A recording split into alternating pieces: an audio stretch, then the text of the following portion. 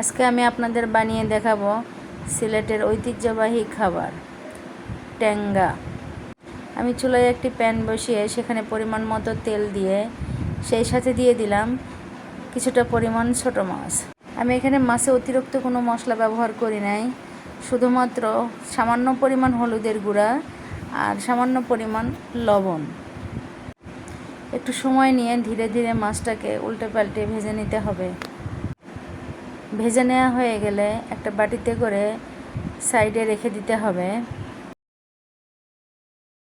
ভাজা মাছটি সাইডে রেখে দেওয়ার পরে আমি সেম প্যানে পেঁয়াজ এবং রসুন বাটা তেলে দিয়ে দিলাম। তবে টকের এই স্বাদটা নির্ভর করে মশলা কষানোর ওপরে।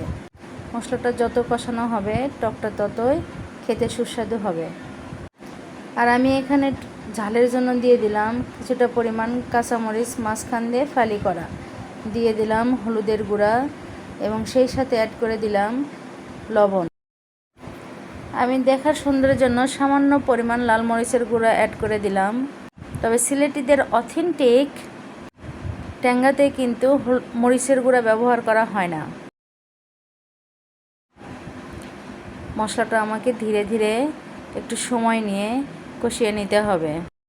তবে আমি এই জন্য বলেছিলাম যে সিলেটিদের একটি ঐতিহ্যবাহী খাবার, অতিথি আপ্যায়নে কিন্তু এই খাবারটা মাস্ট তাদের টেবিলে থাকতে হবে। আমি যে ট্যাঙ্গাটা বানিয়েছিলাম এটা কিন্তু আসলেও খেতে অসাধারণ ছিল, ট্রাস্ট মি। মশলা থেকে তেল যখন সেপারেট হয়ে আসবে এই পর্যায়ে আমাকে দিতে হবে সামান্য পরিমাণ পানি। পানি অ্যাড করা হয়ে গেলে আবারও ধীরে ধীরে কিছুটা সময় আমাকে মশলাটা কষিয়ে নিতে হবে। মশলাটা কষানো হয়ে গেলে আমি এখানে 10-12টির মতো জলপাই ফালি করে রাখা অ্যাড করে দিলাম এবং আমি জলপাই এবং মশলাটি আরও কিছুক্ষণ ধীরে ধীরে কষিয়ে নিলাম।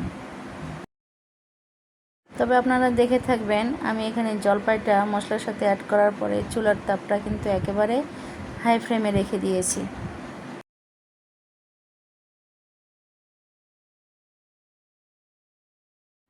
কিছুটা সময় হাতে নিয়ে আমি জলপাইটি ভালোভাবে কষিয়ে নিলাম।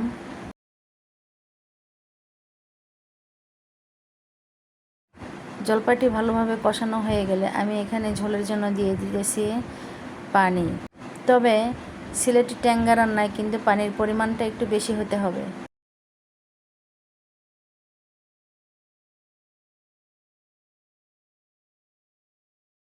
ঝোল দিয়ে দেওয়ার পরে আমি ঢাকনাটা ঢেকে দিলাম এবং ট্যাঙ্গাতে বলক আসার সাথে সাথে আমি দিয়ে দিলাম আগে থেকে ভেজে রাখা মাছগুলো।